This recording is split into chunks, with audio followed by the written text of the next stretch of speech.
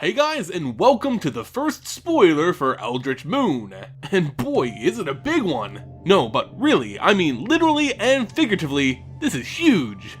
Meet the main baddie of Eldritch Moon. It's not Nahiri, not the Angels, and unsurprisingly not Tybalt. It's something we've all been hinting towards, but weren't 100% certain.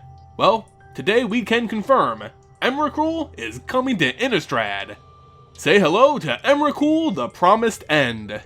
Let's just breathe it in for a moment. Okay, so Emrakul's back as a massive 13/13 for 13 generic mana. No waste required this time around. The cost of Emrakul, the Promised End is one less to cast for each card type among cards in your graveyard. When you cast Emrakul, the Promised End, you gain control of target opponent during that player's next turn. After that next turn, that player takes an extra turn. It also has Flying, Trample, and Protection from Instants. One of my biggest fears when I believed Emrakul was probably coming back in Eldritch Moon was, how are they going to design an Eldrazi card without the typical cast of supporting Eldrazi creatures and spells? We could still see some minor Eldrazi return in future spoilers, but we definitely didn't get any in SOI, so it leaves the field kinda thin regardless. With Emrakul, the Promised End, it looks like they did a clever workaround, having this Titan synergize with mechanics already established in SOI rather than going with those more familiar to Ulamog and Kozilek. Of course, at 13 mana, it's gonna be hard to play this legendary creature, but you can reduce its cost. Using stuff with madness can help bring it down, so could sacrificing clue tokens and even self-milling. It also pairs well with cards using Delirium. They both benefit from the cards in your graveyard, so expect them to go hand in hand. As for its second effect, taking control of your opponent's turn is insanely powerful.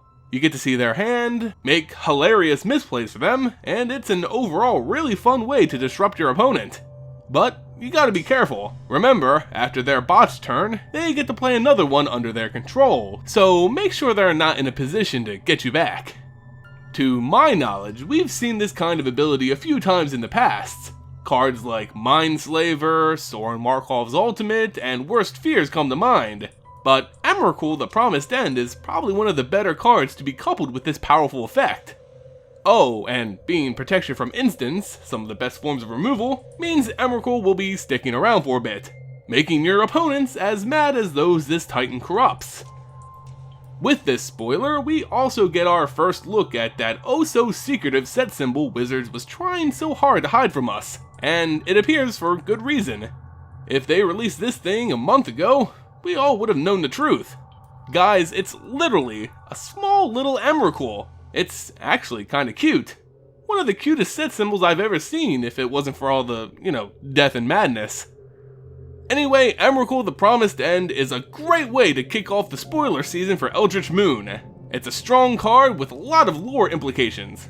Let me know what you think about Emrakul, the Promised End in the comments below. Anyway guys, that's our first look at Eldritch Moon and its big baddie Emrakul. Be sure to hit that like button and subscribe to stay up to date on all the Eldritch Moon news and lore to come. Follow me on social media and check out my Patreon page linked in the description below. As always, thank you all so much for watching, and I'll see you next time.